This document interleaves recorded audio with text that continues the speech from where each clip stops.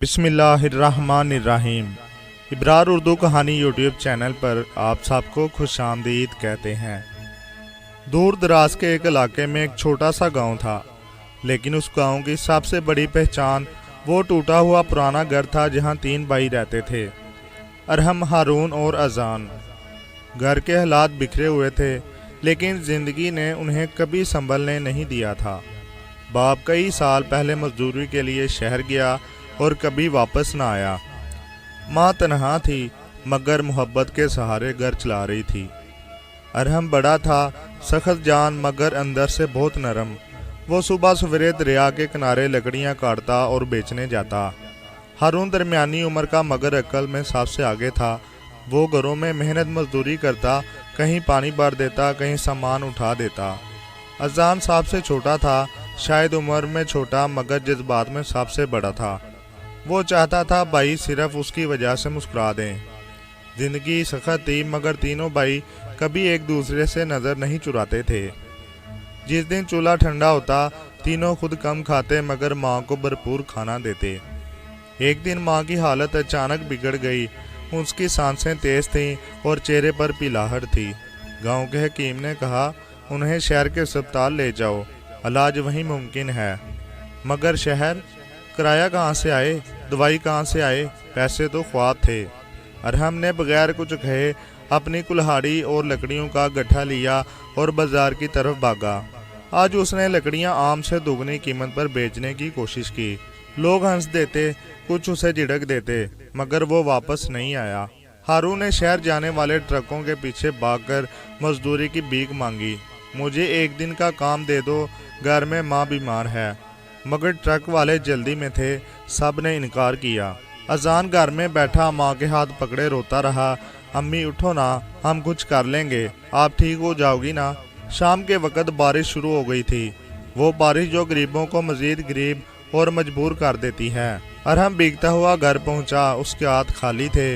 हारून भी वापस आया, उसकी हथेलियों पर जख्म थे, मगर जेब खाली थी। तीनों भाई माँ के सामने बैठ गए।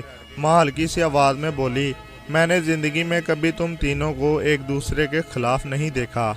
मेरे बेटों, बस एक बात याद रखना कि मुश्किलों से लड़ते रहना, हिम्मत छोड़ देना तो जीना बंद कर देना है।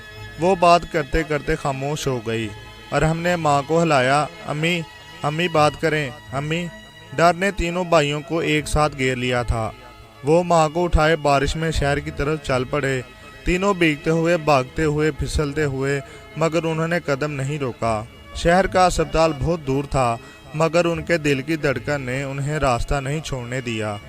आखिरकार जब अस्पताल पहुंचे तो एक डॉक्टर ने मां को फौरन अंदर ले लिया, लेकिन चंद लम्हों बाद डॉक्टर बाहर आया।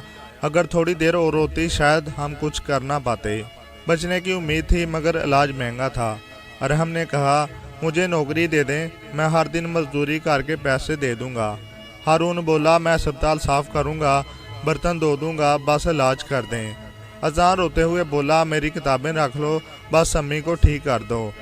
डॉक्टर ने तीनों भाइयों की मोहब्बत, फिक्रा, बेबसी और सच्चाई देखी तो उसने गहरा सांस लिया।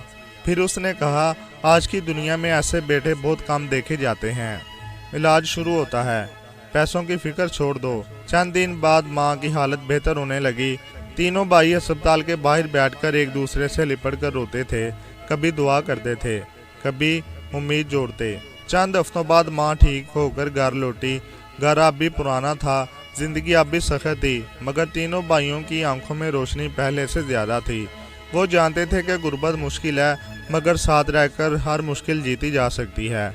एक शाम माँ ने तीनों बेटों को सीने से लगाते हुए कहा, तुम तीनों मेरा फख्र हो, और याद रखो अगर भाई साथ हों तो अल्लाह की रहमत खुद चल कर आती है। और तब सब ने महसूस किया कि दुनिया में सबसे बड़ी ताकत ना दौलत है, ना शोहरत, बल्कि 3 भाइयों की एक दूसरे के लिए बेलौस मोहब्बत है। दोस्तों, अगर कहानी पसंद आई हो तो चैनल को सब्सक्राइब कर दीजिए और बेल आइकन पर प्रेस कर दीजिए, ताकि आने वाली नई वीडियो का नोटिफिकेशन आप तक बर वक्त पहुँच सके।